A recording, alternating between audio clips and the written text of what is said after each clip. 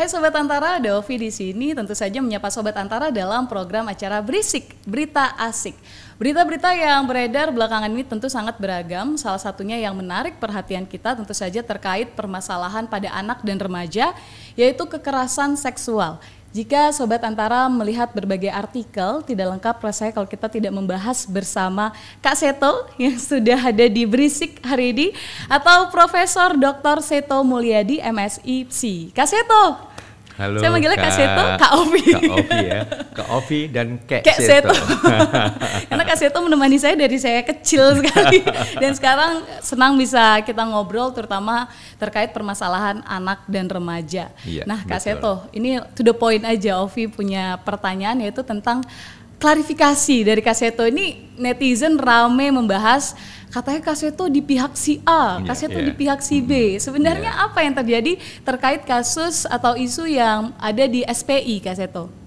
Iya, intinya sejak saya 52 tahun yang lalu, saya sudah terjun menekuni pengabdian saya di dunia anak-anak.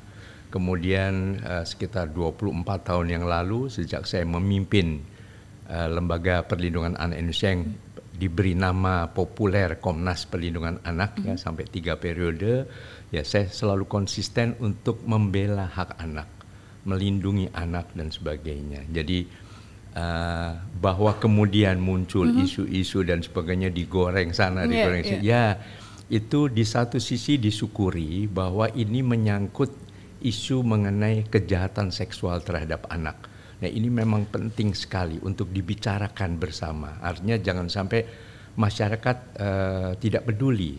Itu urusan polisi, urusan hakim, urusan jaksa dan sebagainya. Tapi masyarakat juga perlu waspada, mengawal juga kasus-kasus. Jangan sampai misalnya pelaku-pelaku kejahatan seksual ini lepas misalnya gitu, dan kemudian ya kalau memang juga betul-betul melakukan, ya mohon betul-betul masyarakat ikut mengontrol, mendapatkan sanksi pemidanaan yang seberat-beratnya.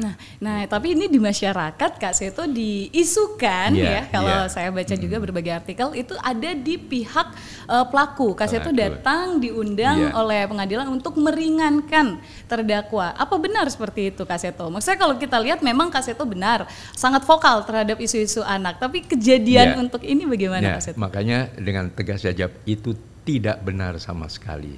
Mungkin bukan 100%, 1.000.000% tidak benar. Ya. Baik, berarti Kak Seto datang ke pengadilan waktu itu sebagai... Justru pertama kepedulian saya yang sangat tinggi terhadap kasus anak-anak ini pada sempat muncul waktu itu awal-awalnya. Memang kemudian saya dihubungi melalui seseorang bahwa korban utama yang satu ini yang akan mengadu ke saya, melaporkan kasusnya. Tapi saya senang, oke silakan, saya sudah atur waktunya. Nah pada hari yang sudah saya tunggu, saya tetapkan tiba-tiba tidak jadi. Katanya harus meminta izin, ya terus terang saja Bang Aris Merdeka Sirait. Saya heran juga kenapa begitu. Ya padahal terus terang jujur beliau ini dalam sejarah Komnas Perlindungan Anak, beliau sudah dinyatakan dipecat atau dicabut mandatnya oleh LPA seluruh Indonesia yang mengangkatnya juga. Nah beliau itu diangkat juga di Batu, di SPI itu. Terpilih untuk kedua kalinya tapi dengan catatan waktu itu. Tapi kemudian nah tiba-tiba saya juga agak heran. Nah saya penasaran. Kemudian saya mencoba untuk ingin datang langsung ke SPI. Waktu itu saya datang untuk mendengar dari anak-anak begitu. Nah informasi dari anak-anak waktu itu sudah rame di demo dengan teriakan-teriakan disuruh tutup. Padahal kami tahu di sana anak-anak marginal, anak pembantu rumah tangga, mungkin anak kaum duafa dan sebagainya. Jadi saya mendengar rintihan mereka, tolong Kak Seto jangan ini ditutup begitu. Ya, mungkin bisa saya luruskan, ini berarti Kak Seto memang awalnya sempat dikontak langsung oleh salah satu korban, namun tindak lanjut dan perpanjangannya seperti apa sempat terputus ya Kak Seto, sampai akhirnya Kak Seto datang ke pengadilan waktu itu adalah sebagai sebelum pengadilan. Pengadilan, saya juga minta informasi kepada pihak sekolah bagaimana cara menghubungi korban ini. Nah, waktu itu dapat keterangan dari guru dan sebagainya, wah kelihatannya sudah diamankan lah, tidak boleh dikontak sembarangan begitu. Saya juga agak kecewa begitu. Nah, pada waktu sudah mulai tampil ke pengadilan, kebetulan saya mengenal para pembela ini, lawyernya ini, yang pernah sama-sama membela seorang anak umur 15 tahun waktu itu yang dituduh membunuh anak. Nah, ternyata di balik itu anak itu justru korban kejahatan seksual juga oleh keluarga sendiri ya, keluarga sepupu atau pamannya atau apa, saya tidak waktu itu. Kami bela supaya anak ini yang sudah hamil dan sebagainya mendapatkan hukuman yang sifatnya rehabilitasi, tidak sekedar dimasukkan ke penjara dan sebagainya. Nah, itu bersama dengan lawyer ini, sehingga akhirnya saya coba kontak dengan lawyer ini bagaimana agar saya juga bisa memberikan keahlian saya di dalam ini. Jadi bukan untuk saksi meringankan atau memberatkan pihak mohon, tapi sebagai ahli. Dan di dalam sidang pengadilan memang hanya dikenal saksi dan ahli.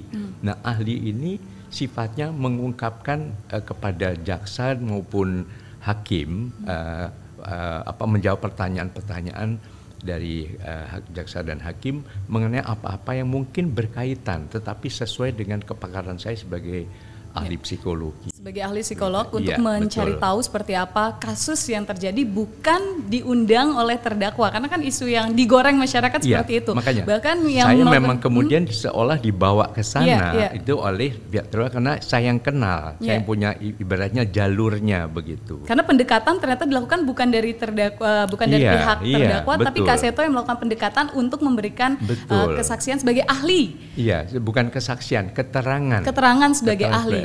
Mana kalau itu dibutuhkan oleh hakim begitu. Nah, ini juga yang mungkin kasus ini sebenarnya kalau kita runtut dari awal mulai di blow up adalah di tahun 2021. Tapi Kak Seto sebelumnya juga pernah ke sana seperti penjelasan Kak Seto dari tahun 2020. Bahkan saya lihat juga di webnya Kak Seto sempat pergi ke sekolah. Sebenarnya apa yang terjadi? Apakah kasus ini memang sudah sebelum itu banyak siswa yang mulai melapor atau bagaimana sebenarnya Kak Seto hingga akhirnya? Justru saya pertama datang itu pada saat-saat terjadinya forum nasional di mana untuk kedua kalinya Saudara Aris Merdeka Sirait terpilih sebagai ketua. Jadi ini akan periode keempat. Jadi periode pertama saya terpilih, sekjennya waktu itu Ibu Nafsiah Mboe yang kemudian menjadi Menteri Kesehatan 1998 sampai 2002. Lalu 2002 sempat ditawarkan waktu itu oleh Presiden Megawati untuk dapat SK Presiden, jadi waktu itu diberi nama Komnas Perlindungan Anak karena sudah ada Komnas HAM, sudah ada Komnas Perempuan. Lalu kami usulkan, saya sebagai ketua waktu itu usulkan namanya Komnas Perlindungan Anak. Nah, tapi ternyata kami mengusulkan kalau bisa bukan SK Presiden tapi Undang-Undang Perlindungan Anak. Akhirnya kami menyusun bersama dengan para aktivis perlindungan anak. Akhirnya lahirlah tahun 2002 Undang-Undang Perlindungan Anak, tapi nama yang disebutkan di situ sebagai lembaga pemerintah adalah bukan Komnas Perlindungan Anak yang kami masih LSM waktu itu, tetapi diberi nama KPAI, Komisi Perlindungan Anak Indonesia. Nah, kami juga kemudian mempertimbangkan, ya sudah kami tetap di LSM saja. Yang kedua kali sekjennya adalah Pak Erwin Pardede tahun 2004 sampai 2006. Nah, yang ketiga kali sekjennya adalah Bang Aris. Jadi saya ketuanya, ketua umum, beliau sekjen 2006 sampai 2010. Nah, kemudian 2010 beliau terpilih sebagai ketua umum. Sekjennya adalah Ketua Lembaga Perlindungan Anak dari Jawa Tengah, Mas Samsul Ridwan SH MH waktu itu. Tapi kemudian 2015 harusnya 2014 tapi mundur 2015 diselenggarakannya di Batu Malang di Sekolah Selamat Pagi Indonesia ini. Beliau terpilih lagi untuk kedua kali dengan catatan waktu itu. karena saya juga ditunjuk sebagai ketua Dewan Pembina begitu. Nah, tapi kan berarti sebelumnya Kak Seto memang pernah datang ke sekolah itu bersama teman-teman LPAI. Iya, di sana. Apakah waktu itu sudah ada tidak ada sama sekali. Justru kami semua, bahkan saya juga melihat saudara Aris juga memberikan acungan jempol, memuji SPI dan sebagainya. Nah, kemudian tiba-tiba saya kaget ya sekitar 2021 kok ada rame-rame itu. Nah, saya harapkan sebetulnya untuk bisa mendapat laporan dari korban. Dia sudah kontak sebenarnya itu melalui seorang anak yang melapor ke saya. Lalu oke, bagus, katanya mau datang ke rumah. Oke, saya siap gitu. Mau datang ke rumah atau ke kantor LPAI juga silakan. Pada hari tiba-tiba nggak jadi loh. Ditanya ini Kak Seto sudah menunggu gitu. Terus rupanya diberitahu bahwa harus minta izin Bang Aris Merdeka. Saya juga heran. Posisi ini beliau kan sudah bukan Komnas yang asli kan sebetulnya begitu. Nah, berarti mungkin di sini ada sedikit komunikasi yang salah di masyarakat terkait bagaimana peranan Kak Seto itu sendiri di pengadilan yang ternyata sebagai ahli. Lalu kasus ini juga sempat dilaporkan dari korban kepada Kak Seto yang sudah ditindaklanjuti walau sempat ada kendala. Dan juga mungkin Kak Seto di sini bisa saya katakan adalah sosok yang juga berdiri bersama korban dan bersama hak-hak anak siswa-siswi SPI, Kak Seto. Untuk tindak lanjutnya setelah kasus ini terjadi, akhirnya ini tentu akan berpengaruh di lingkungan sekolah. Lalu apa kelanjutan dari siswa-siswi di sana, Kak Seto? Apakah sistem pembelajaran tetap berjalan? Lalu bagaimana dari sisi psikologis anak-anak dan seperti apa, Kak Seto? Iya, memang kami waktu itu juga menyatakan bahwa akan terus mengawal kasus ini bagi adik-adik itu. Bahkan saat itu kami juga bertemu dengan Ibu Wali Kota Batu membicarakan, dan beliau juga menyatakan ini salah satu kebanggaan Kota Batu begitu. Artinya untuk anak marginal tapi membuat mereka kreatif, mereka juga nanti mulai terjun ke masyarakat sebagai para wirausahawan dan sebagainya. Jadi intinya kalau ini rame, oke, silahkanlah. Artinya serahkan sepenuhnya sudah ke kepolisian, sudah ke kejaksaan, dan sekarang ke kehakiman, ke pengadilan. Nah, marilah kita dengan tenang tunggu hasil dari keputusan pengadilan ini. Nah, ini mungkin juga yang ditunggu oleh masyarakat tentang bagaimana hasil nanti dari persidangan yang ternyata persidangannya tertutup ya Kak Seto, makanya simpang siur berita gara-gara itu juga. Betul. Jadi kita tunggu supaya bagaimana hasilnya, terutama keadilan bagi korban. Betul. Tapi itu hukuman sendiri sebenarnya untuk pelaku pelecehan seksual di Indonesia itu seperti apa, Kak Seto? Apakah hanya hukuman penjara, namun itu kan tidak bisa membayar seumur hidup perasaan atau trauma dari korban? Iya, bahkan maksimal sudah sampai seumur hidup, bahkan kalau perlu juga hukuman mati begitu. Jadi intinya memang marilah kita ingat tahun 2014 itu ada Inpres nomor 5 tentang GN Aksa, Gerakan Nasional Anti Kejahatan Seksual Terhadap Anak. Nah, ini salah satu instruksinya adalah agar semua lembaga dan kementerian itu yang terkait itu betul-betul mengawal berbagai kasus-kasus kekerasan atau kejahatan seksual terhadap anak ini. Jadi diinstruksikan betul-betul bahwa ini gerakan nasional, karena jangan sampai ini angka terus meningkat begitu. Tapi kenyataan memang meningkat, Kak Seto. Nah di dalam saya juga menulis bagaimana juga menghentikan, menurunkan angka itu. Saya tulis kemarin muncul di salah satu media online. Intinya adalah kenaikan ini mohon juga dilihat bahwa di satu sisi kesadaran masyarakat sudah mulai meningkat juga, sehingga mau membicarakan bahkan melalui secara virtual itu, bahwa semua rame-rame itu secara media sosial itu rame, itu saya apresiasi sekali. Artinya jangan sampai itu lewat begitu saja. Kemudian dari pihak keluarga korban sudah berani juga mengangkat, tidak selalu menganggap bahwa itu adalah tabu karena nama jelek keluarga dan sebagainya.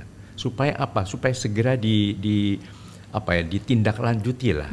Kemudian ketiga juga aparat penegak hukum juga mulai serius juga. Artinya berarti sebelumnya nggak serius Kak Seto?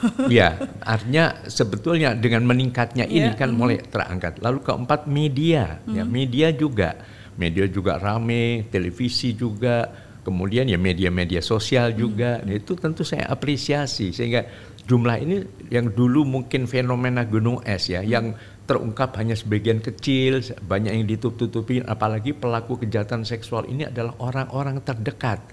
Nah ini yang kemudian membawa malu, aib keluarga, aib dari lingkungan, udah nggak usah diangkat ke permukaan dulu dan sebagainya. Ya. Nah ini yang sebetulnya ada positifnya dengan kenaikan ini, artinya kenaikan yang sebetulnya dulu sudah tinggi, tapi ini terungkap semuanya begitu. Dan itu memang juga yang diharapkan untuk saat ini. Iya. Namun di sini juga kalau kita melihat bagaimana penanganan dari pihak berwajib untuk penanganan kasus, selalu terkendala adalah masalah bukti. Itu tidak bisa dibuktikan, tidak bisa dibawa ke pengadilan. Padahal kalau misalnya kita lihat dengan undang-undang tindak TPKS yang baru disahkan, kalau ketika kita mengatakan saya misalnya mendapatkan pelecehan, itu sudah bisa disebut bukti, Kak Seto. Atau bukti seperti apa yang harus dibawa oleh korban. Masalahnya tindakan pelecehan ini bisa catcalling, contohnya Kak Seto, itu bisa saja saya bilang saya di catcalling sama dia, tapi tidak ada bukti. Nah seperti apa yang harus saya misalnya sebagai korban lakukan, Kak Seto? Iya, karena susah sekali membuktikan ini. Ya, mungkin sebelum bukti mungkin juga pencegahannya adalah ibaratnya melindungi anak perlu orang sekampung. Jadi mohon bukan hanya orang tua yang itu kan tanggung jawab orang tuanya, tapi juga orang-orang yang lain. Mungkin asisten rumah tangga, mungkin staf rumah tangga yang lain, mungkin juga tetangga kiri kanan. Itu juga mulai betul-betul waspada kalau kemungkinan ada naga-naga, ada pendekatan yang agak aneh dan sebagainya. Seorang anak remaja atau bukan remaja, anak kecil, karena sering juga mengarahnya pada anak-anak kecil ya. Ini kok jarang keluar, kalau keluar kok kelihatannya sedih, hanya termenung ya, nggak bisa diajak ngomong, tidak ceria seperti biasanya. Nah itu sudah bisa menjadi suatu tanda-tanda ada suatu kejadian yang menimpa anak itu. Bahkan dalam Undang-Undang Perlindungan Anak dengan tegas menyatakan siapapun yang mengetahui ada kekerasan terhadap anak diam saja, tidak berusaha menolong atau minimal melapor, maka juga bisa terkena sanksi pidana. Nah ini yang perlu disosialisasikan kepada masyarakat. Maka kami juga waktu itu dari tahun 2011 LPAI akhirnya membentuk seksi perlindungan anak di tingkat yang paling dekat dengan keluarga adalah di tingkat RT dan RW. Jadi kita sebut Sparta, seksi perlindungan anak tingkat rukun tetangga. Jadi kalau ada apa-apa mungkin bukan hanya setelah terjadi seperti pemadam kebakaran baru ramai, tapi ibu, bapak ingat ya, hati-hati putra-putrinya, tolong diawasi. Lalu kemana ini? Jadi tim dari seksi ini mungkin keliling, mungkin ya menanyakan dan sebagainya. Tapi pendekatan ke anak itu sendiri bagaimana Kak Seto? Tadi contoh seperti kasus misalnya menyerang anak-anak, anak-anak akan langsung diam. Apakah itu karena mungkin anak-anak tidak diberikan edukasi sejak dini? Namun jika perlu, apakah itu sebaiknya diberikan pada anak-anak kira-kira di usia berapa? Harus mulai dikenalkan. Iya, ini mungkin sering bicara. Karena tabu sekali kalau kita bicarakan hal ini. Mengenai pendidikan seksualitas pada anak ya. Ya itu yang paling penting adalah pertama, kalau secara psikologis, begitu anak sudah mulai umur 3 tahun begitu sudah mengenal laki-laki perempuan. Nah, konsep diri anak harus jelas. Saya laki-laki. Seperti siapa? Seperti ayah, seperti kakek. Ini adik perempuan. Seperti siapa? Seperti bunda, seperti nenek, seperti papa, tante dan sebagainya. Kemudian kedua, mengenal organ tubuhnya. Nah, organ tubuhnya juga tahu namanya yang jelas. Kadang-kadang mau itu anunya sakit, anunya apanya sakit nggak jelas tuh. Tapi biasanya diberi nama yang paling netral adalah istilah medis ya, misalnya kalau laki-laki penis, jelas penisku sakit, kemarin ada yang pegang-pegang penisku, nah jelas sekali kan. Lalu yang perempuan vagina begitu. Jadi dengan demikian mereka jelas. Ketiga, diajak untuk melindungi keamanannya, kesehatan dan keamanannya, jangan dipegang-pegang, jangan kotor. Kalau sudah habis buang air kecil dibersihkan. Ya. Lalu keamanannya ya nggak boleh siapapun juga memegang-megang atau meraba-raba. Selain kotor juga berbahaya misalnya. Nah itu yang paling itu yang terjadi. Di usia berapa idealnya? Itu 3 tahun, 4 tahun itu sudah mulai dikenalkan. Iya. Jadi sudah enggak, bilang kalau misalnya ada apa-apa tidak, berani mengatakan tidak. Jadi ada saatnya diajar sopan santun, tapi ada saatnya diajar tegas gitu. Nah kalau kemudian sudah mulai ada langkah-langkah pemerkosaan dan sebagainya, maka cobalah untuk ya mungkin kalau secara hukumnya mengambil bukti gitu. Misalnya nggak tahu gimana jambak rambutnya sehingga ada rambut yang tercerabut misalnya, atau cakar punya sehingga mungkin ada darah yang menempel begitu. Lalu begitu tahu, anak-anak juga dilihat bahwa tidak boleh ada rahasia di antar keluarga. Berani ngomong. Kalau misalnya awas ya jangan bilang-bilang ya. Ya udah diam, tapi biasanya begitu ini sampaikan. Kan Iya, sampaikan. Jadi begitu ini mungkin juga segera dibawa ke dokter untuk ya jangan buru-buru dibersihkan dulu. Tapi mungkin ada sesuatu yang bisa diamankan ya, darahnya, mungkin rambutnya dan sebagainya untuk barang bukti, karena sering masalah bukti ini selalu menjadi kendala, apalagi kalau kejadiannya sudah lama. Jadi sesegera mungkin kalau perlu waktu dibawa ke rumah sakit untuk mendapatkan visum dan sebagainya ya segera lapor, minta segera rumah sakit kontak polisi terdekat untuk melapor ada tindakan seperti ini. Untuk tadi meminimalkan kalau sampai wah ini nggak ada bukti dan sebagainya. Tapi begitu. Hal itu sudah berjalan Kak Seto, sejauh pengamatan Kak Seto di masyarakat. Apakah anak-anak sudah ada yang mau berani melaporkan atau? Ya, saya dulu pernah, saya agak lupa di tempat pernah ada semacam melaporkan sudah ada begitu. Mungkin nggak sengaja tapi itu menjadi bukti oleh kepolisian. Tapi inilah yang mungkin berani kita gaungkan ke masyarakat. Karena sering problemnya adalah bukti, apalagi kalau kemudian sudah lama terjadinya, sudah sekian tahun waktu itu dan sebagainya, nah sering mungkin menjadi kendala. Ya, karena masih ada mungkin stigma-stigma di masyarakat yang tidak bisa kita rubah ya Kak Seto, malu. Akhirnya baru berani melapor ketika sudah ada 1 atau 2 orang yang melapor.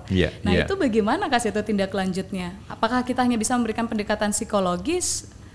Sementara masih melihat pelaku berkeliaran bebas. Dan kelima tadi setelah itu semua juga menghubungi profesional seperti psikolog atau psikiater supaya cepat ada pemeriksaan, supaya cepat ada treatment psikologis atau terapi supaya ini tidak menjadi suatu yang melekat pada diri anak, akhirnya makin tertutup, kemudian kalau misalnya korbannya laki-laki mungkin dendam dan akhirnya bisa menjadi pelaku-pelaku pada saat dewasa nanti dan sebagainya. Baik. Begitu. Ini memang kalau kita membahas terkait permasalahan ini tidak akan ada ujungnya ya Kak Seto. Ada betul. Saja yang bahkan kemarin ada anak usia 4 tahun yang dilecehkan oleh tukang bubur. Itu saya benar-benar bagaimana ya Kak Seto ya, melihat kasus-kasus yang semakin banyak dan pendekatan-pendekatan pun harus dilakukan ini. Karena menurut saya sudah darurat sih Kak Seto. Betul. Nah dalam hal ini kemarin saya kasus itu yang di Kebayoran Lama ya, itu saya datang sendiri juga untuk melakukan pemeriksaan juga, dan saya juga mendapat laporan ternyata sudah ada penanganan dari pemerintah, dari Dinas Kesehatan, khususnya dari psikolog untuk terus mengintensifkan keamanan psikologis dari anak ini, jangan sampai kemudian terjadi berbagai traumatik yang bisa merusak perkembangan jiwanya begitu. Nah kalau itu tadi mungkin dari daerah, lantas sebenarnya dukungan mungkin dari pemerintah seperti apa, dari Kementerian PPPA, apa yang sudah dilakukan, mungkin berkolaborasi dengan LSM seperti apa? Betul. Nah itulah salah satu instruksi dari Inpres tadi nomor 5 tahun 2014, itu semua jajaran kementerian termasuk tentu Kementerian Pemberdayaan Perempuan dan Perlindungan Anak ini tentu ya tadi bersinergi dengan berbagai lembaga masyarakat yang ada untuk betul-betul meningkatkan keamanan bagi anak-anak. Kan sebentar lagi Hari Anak Nasional, temanya Anak Terlindungi Indonesia Maju. Kalau tidak terlindungi, nah begitu banyak korban-korban begini, maka akan terjadi pengalaman-pengalaman negatif yang membuat rusaknya jiwa anak-anak itu sendiri. Dan bukan hanya anak perempuan, tapi juga anak laki-laki, karena korban kejahatan seksual juga menyangkut anak laki-laki, seperti yang saya kira terjadi di Tangerang saat ini juga begitu. Mungkin sedikit agar masyarakat juga tahu kejadian-kejadian itu Kak Seto langsung datang, hal-hal atau treatment apa yang dilakukan Kak Seto kepada korban biasanya? Ya, yang penting diberi rasa aman dulu. Dan betul-betul jangan banyak ditanya-tanya, jangan banyak disalahkan. Beberapa kasus kadang-kadang, kamu sih nggak hati-hati, kan udah bilang jangan begini, terus diungkit. Jangan, karena ibarat sudah jatuh tertimpa tangga. Jadi mohon lindungilah anak ini, tapi segera kalau secara kesehatan ya menghubungi psikolog atau dokter, tapi secara hukum ya segera melapor ke polisi. Dan segera harus, kalau misalnya tidak berani keluarganya ya mungkin tadi dari seksi yang terdekat adalah dari RT dan RW tadi. Itu adalah mungkin bisa dikatakan gerbang akhir untuk mengatasi permasalahan bagi korban ya Kak Seto. Jadi kalau dirunut, gerbang awalnya kita adalah memberikan edukasi yang tidak hanya dilakukan pada orang tua, lingkungan, tapi juga anak. Dan berarti kedepannya semoga akan ada kurikulum pendidikan seksual yang masuk ke sekolah Kak Seto, atau bagaimana sebaiknya? Iya, ya sudah cukup lama sebenarnya diusulkan ya, tapi memang betul sekali tentu kesadaran seorang untuk menjaga dirinya sendiri itu juga bisa ditingkatkan, dan pengetahuan-pengetahuan yang tepat ya. Dan intinya memang tadi justru orang-orang terdekat ini yang sering menjadi pelaku kejahatan seksual terhadap anak. Nah ini menarik karena kita harapkan ini nanti akan masuk sebagai salah satu agenda juga untuk Kementerian Pendidikan Kak Seto. Akan ada seperti pendidikan dasar untuk anak usia 3-4 tahun. Tidak hanya diajarkan baca tulis ya Kak Seto, tapi mengenal tubuhnya sendiri. Itu di gerbang awal bisa saya katakan edukasi yang harus kita kunci. Lalu penanganannya seperti apa, ini khususnya kepada pelaku, lalu juga pada anak itu sendiri, pendekatan yang harus dilakukan pada anak-anak. Dan yang terakhir adalah rehabilitasi apabila itu memang sudah terjadi. Benar Kak Seto? Betul sekali. Mungkin dari Kak Seto sendiri ada yang mau disampaikan kepada masyarakat terkait bagaimana isu dari pelecehan atau kekerasan terhadap anak ini, dan ke depannya harapan dari seorang Kak Seto untuk anak-anak Indonesia? Iya, harapan saya adalah semoga anak-anak terlindungi dari kemungkinan terjadinya kejahatan seksual terhadap anak, baik itu anak perempuan maupun anak laki-laki. Dan marilah kita saling bersinergi bersama-sama, baik keluarga, mungkin juga lingkungan sekitar keluarga, RT RW, dan kemudian juga lingkungan sekolah juga saling memberikan informasi kalau kejahatan itu terjadi di sekolah. Beberapa kasus misalnya juga terjadi di sekolah. Kemudian juga ya dalam hal ini negara, jadi pemerintah betul-betul peduli sebagaimana amanat dari Inpres 05 tahun 2014 mengenai gerakan nasional anti kejahatan seksual terhadap anak.